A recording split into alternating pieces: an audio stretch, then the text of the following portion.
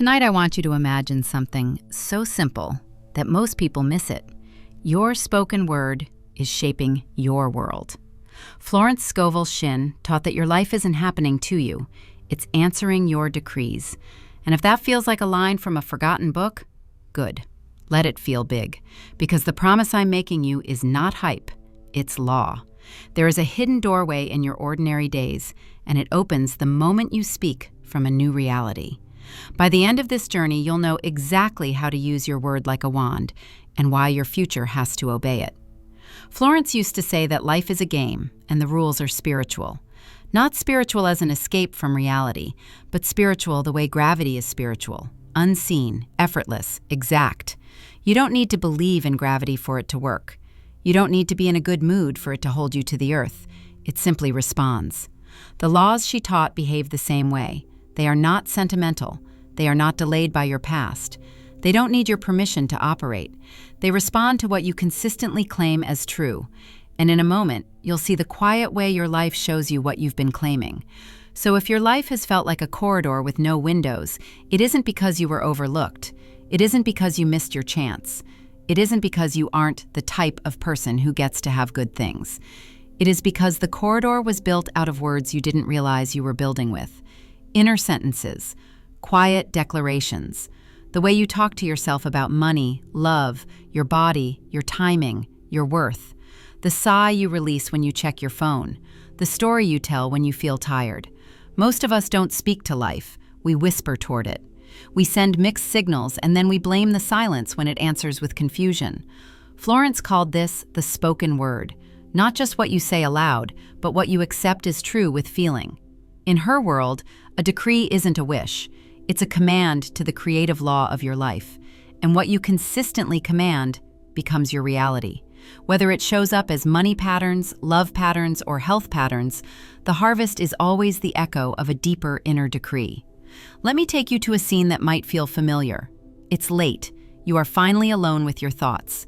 Maybe your house is quiet, maybe your city is not. Either way, there's that feeling in your chest that rises like a tide when you stop moving.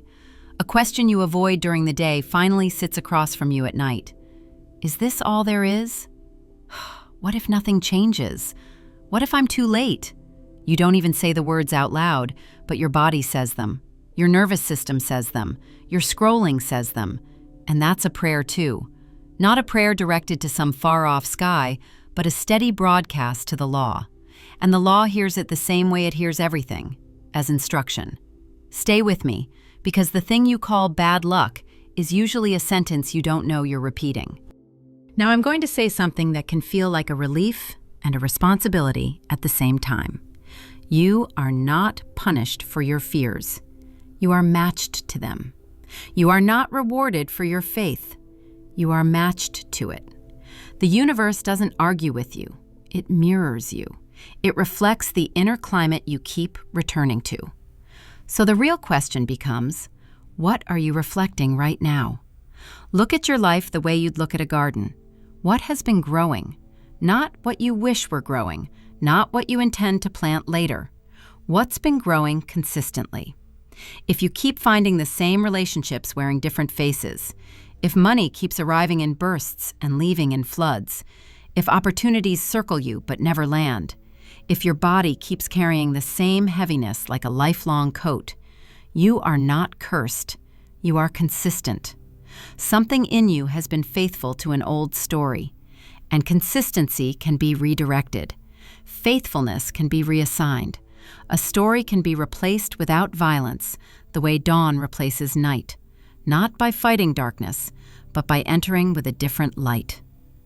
Florence taught that there is a royal road to change, and it is not complicated. It is alignment. You align your words with your desired reality before the reality shows up, not after, not once it's safe, not once someone approves, before. Because your word goes first, your world follows. There's a reason this works even when you don't feel ready yet, and it's simpler than you think. You might be wondering, how can I speak something true when it isn't true yet? Because your words are not describing the world, they are directing it. There is a difference between a reporter and an architect. Most people live like reporters. They look around and narrate what they see, and then they call that honesty. But the people who change their lives learn to live like architects. They draft blueprints in consciousness, and then they insist life build to match them. Florence would also remind you of something crucial. The universe is indifferent to how it happens. It does not require your micromanagement. It does not need your anxiety. It does not ask for your timing charts. It asks for your clear claim. Your job is not to figure out the route. Your job is to hold the destination. Think about what truly wears you out. It's not only work. It's not only circumstances. A huge part of exhaustion is trying to carry the entire bridge to your future on your back. You keep asking how, when, who, what if, and that loop is like grabbing the steering wheel away from life. The irony is that the more you strangle the how, the more you block the flow. Because you're broadcasting that you don't trust a way can open unless you force it. So here is the better posture. Release the method, keep the vision. Drop your white-knuckle grip on the path and keep your open-handed claim on the outcome. When you do, the law has room to move. What happens next depends on one habit you can start today, and it takes less than 10 seconds. Every time you feel fear about something you want, your mind is not protecting you. It is rehearsing a future you don't want. Fear is imagination in a minor key. Faith is imagination in a major key. Both are creative. Both are prayers. One builds prisons. One builds doors. So tonight, without drama, notice what you keep rehearsing. Is it the conversation where you're rejected? Is it the bill you can't pay? Is it the loneliness that confirms your worst belief? Is it the heaviness of not enough you've memorized like a song? Every rehearsal is a seed. Your subconscious starts behaving as if the rehearsal is already real. Your choices narrow. Your posture shrinks. Your attention hunts evidence for the story. And life, obedient, brings the evidence. We are going to reverse that, not by pretending you never felt afraid, but by realizing you are not required to keep believing fear just because it showed up. Fear is weather. You are the sky. If you feel that spark of recognition, do one small but radical thing now. Choose a new decree. Not a complicated manifesto, a simple line. Maybe it is, I am guided. Maybe, life is opening for me. Maybe, my supply is sure. Maybe, love meets me in perfect ways. Maybe simply, something good is already moving. Say it inwardly now. Let your body taste it. Even if you don't believe it fully yet, notice the air shift. That is alignment beginning. And to make this real, not theoretical, I want to invite you into a practice you can live with. If you want to build your dream life in a way your subconscious can trust, there is a 21-day challenge linked in the description or pinned comment. It's designed to help you apply these laws day by day until your mind changes its default story. If you feel an inner yes, step into it. Then come right back here, because this journey only gets deeper. Now, I won't ask you to perform your transformation. I'm interested in momentum. So make a quiet agreement with yourself. From this day forward, you stop using your words as a mirror and start using them as a wand. Your word goes first. Your world follows. And what if I told you that the next 24 hours contain a hidden test from life?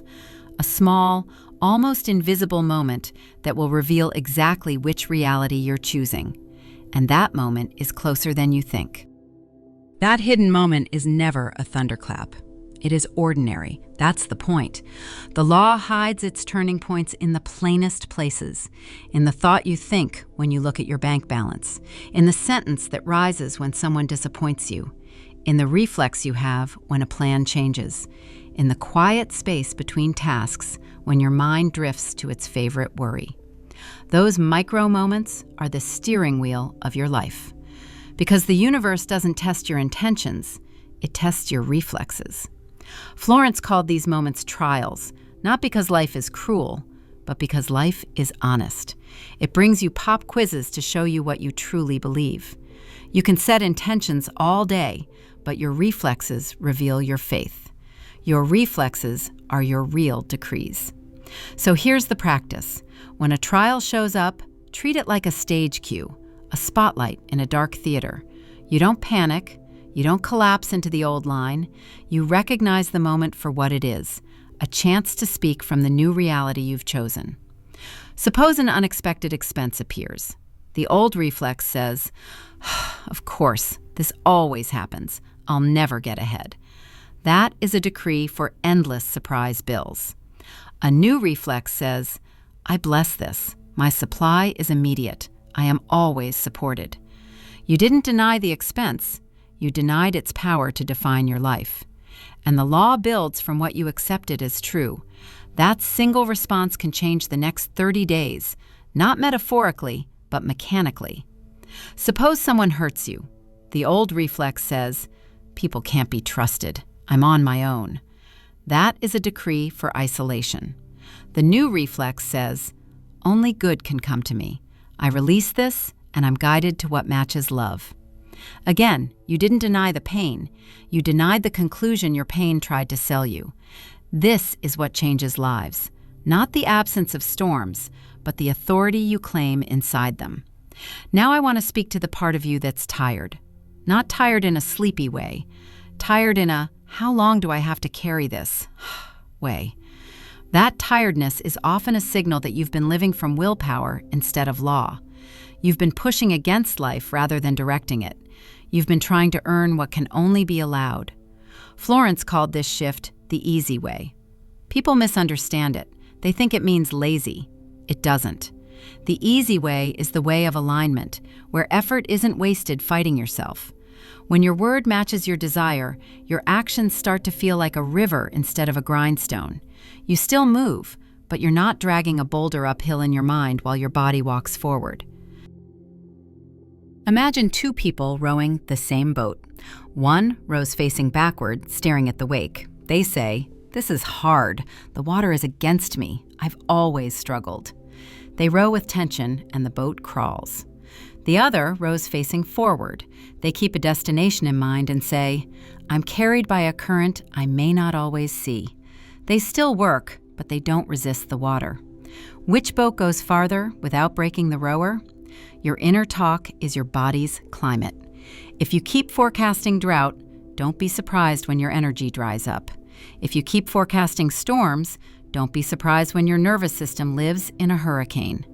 But when you forecast sun, when you decree support, clarity, love, timing, you start to live in a different inner weather, and your outer life follows your inner climate like a loyal shadow. A lot of what we repeat isn't even fully ours. We inherited it. Money is hard. Love hurts. Good things don't last. I'm not lucky. These are cultural lullabies of limitation. They feel normal because we've heard them for years, but they are not truth. They are programming. And once you spot the old sentence, you'll realize you can delete it in real time. So don't shame yourself for the sentence you used to live under. Shame glues you to the old story. Replacement frees you. The law doesn't need self-punishment. It needs direction. Pick one room first: prosperity, relationships, health, purpose, peace, because your word rebuilds best when it has a clear address. Now ask, what is the sentence you've been living in that room? For prosperity, maybe it's, "I never have enough." For love, maybe it's, "I'm too much," or "I'm not enough." For health, maybe it's, "My body always betrays me." For peace, maybe it's, "Life is always urgent." You don't need to fight these sentences. You need to replace them. Florence would have you speak the opposite as if it were already true. Not with desperation, with calm authority. If your old sentence is, "I never have enough," your new decree might be, "I am under grace, not under strain. My supply is constant." If your old sentence is, "People leave," your new decree might be, "I am anchored in love. The right people remain, and the wrong ones fade gently. If your old sentence is, "My body betrays me," your new decree might be, "My body is wise and responsive. It knows how to heal."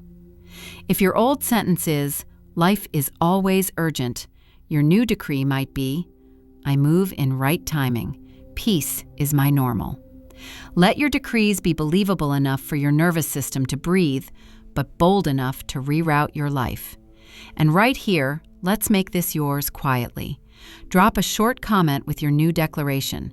Just a few words, like a seed you place in public soil. Something like, "I choose trust," or "I am guided," or "My supply is steady." Keep it effortless. Let it be a commitment, not a performance. Now maybe you're thinking, "I've tried affirmations before and nothing happened." Here's why. A word without feeling is a coin with no value. The law arranges itself around what you feel true. So if you say, "I am prosperous," while your body is clenched in panic, your real broadcast is panic. The law answers panic, not the sentence you recited. So don't shout bigger words. Soften into them.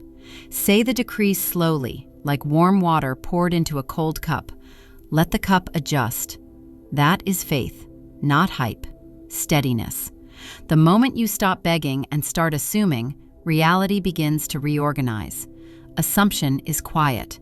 It is the calm inner decision that something is yours, not because you forced it, not because you proved yourself, but because you aligned.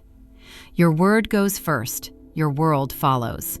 And here's where it gets thrilling. There is a specific kind of unexpected door the universe opens only after you stop chasing it. And in a moment, I'm going to show you how to recognize it when it appears. That unexpected door almost never looks like the thing you ordered.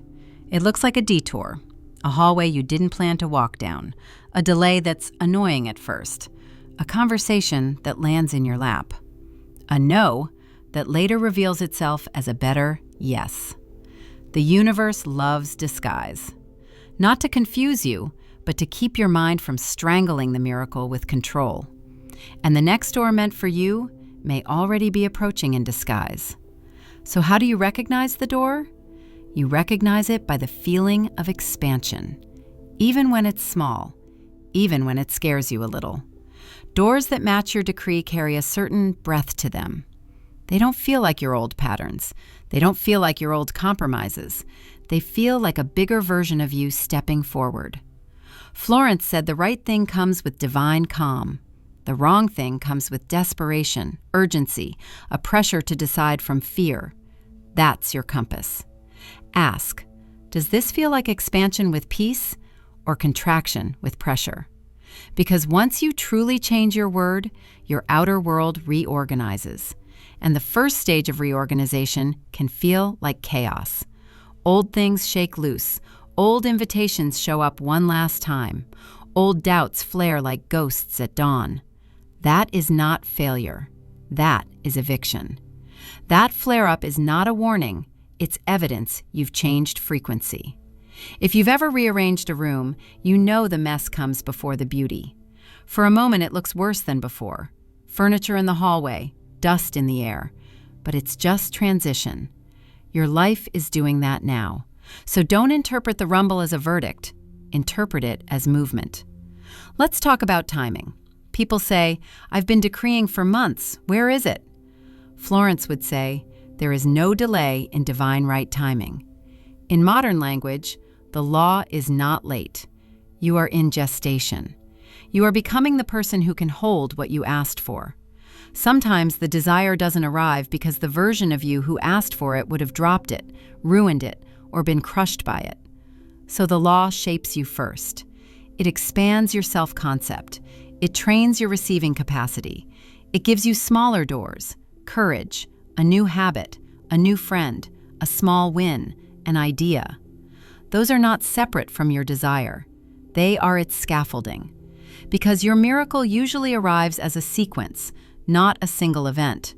So if your mind says, "That's not it," ask instead, "Is this part of it?" The way comes in pieces, like dawn, like spring, like a river finding its banks. Let me tell you a story in Florence's spirit. Imagine someone named Maya. Maya spent years feeling invisible at work. She wanted a role that valued her gifts, paid her well, and let her breathe. She applied, she waited, she got polite rejections, and slowly she accepted the sentence, "I'm stuck here." One night, exhausted, she chose a new decree. Not, "I will get a dream job tomorrow," but, "I am valued. I am led to my right place. My work is richly rewarded." She wrote it down and said it, in the shower, on the train, before sleep. Not frantically, steadily. Weeks passed and nothing big happened, but she noticed small shifts. She spoke up in meetings without shrinking. She updated her portfolio with pride instead of apology. She walked like she belonged to her own future. Then the unexpected door arrived in costume. Her company reorganized. Her team dissolved. Old Maya would have panicked and clung. New Maya felt expansion through the fear. She reached out to someone she admired in another department. They talked. It wasn't a job offer. It was a hallway. A month later, she was offered a new position she hadn't even known existed. Higher pay, creative respect, the exact kind of space she'd been calling in. Did the reorganization cause it? No. The decree did. The reorganization was the disguise. The same law that reshapes work reshapes money, love, and the body too, because all three answer the same spoken seed. So there is a desire inside you that you keep trimming down so it fits your old reality.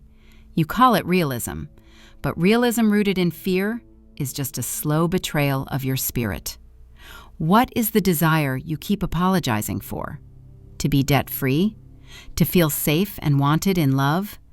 To wake with energy instead of heaviness?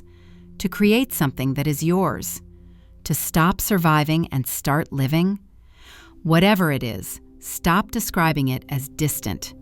Florence would have you claim it as now in consciousness. She would say, "I give thanks that it is already mine." Gratitude is not for what you see. Gratitude is for what you have accepted. So say it inwardly, in your own words. I accept my good. Not I hope, not I wish, accept. Acceptance is the handshake with the law. Then, release the burden of proving. Release the need to perform happiness. Release the idea that you must be perfect to be chosen. Readiness isn't a mood, it's a decision. Now I want to touch the ache of the past. Some of you have doors slammed on your fingers, betrayals, lost chances, seasons that thinned you out. And you've used those as evidence that life can't be trusted. Florence never denied pain, but she refused to let pain become prophecy. The past is not a prison unless you keep renting it. So when the past rises like a lawyer listing your failures, answer, "That was then, this is now. I am under a new decree." Then act like it, even if you tremble. Direction becomes identity. Identity becomes destiny. Your word goes first. Your world follows. And in the final stretch, I'm going to reveal the single most dangerous sentence people whisper to themselves without noticing. One tiny phrase that collapses miracles before they arrive, and how to replace it so completely that your life has no choice but to rise. That sentence is so common, it hides in plain sight. It doesn't sound like despair. It sounds like caution dressed as wisdom. The sentence is, maybe someday. Maybe someday I'll start. Maybe someday it will get better. Maybe someday I'll feel ready. Maybe someday love will find me. Maybe someday I'll finally have enough. And that phrase is the most polite way fear keeps you powerless. Florence would call maybe someday a thief in velvet gloves. It steals without a fight. It postpones your good into a foggy future where nothing is required now. It's the lullaby of delay. The law does not build maybe, it builds certainty. So the only real question is, what are you certain about now? We replace maybe someday with a new sentence, now. Not now in frantic timing, now in consciousness. Now I accept. Now I align. Now I begin. Now I choose the new story. This is what Florence meant when she said the kingdom is within. The kingdom is not a far-off place. It is the inner state that, once entered, changes everything outside it. It is a posture of soul, and that posture is now. When you say now, you step out of the waiting room and into the creative studio. You stop being someone who hopes for a miracle and become someone who expects one. Expectation isn't pressure, it's permission.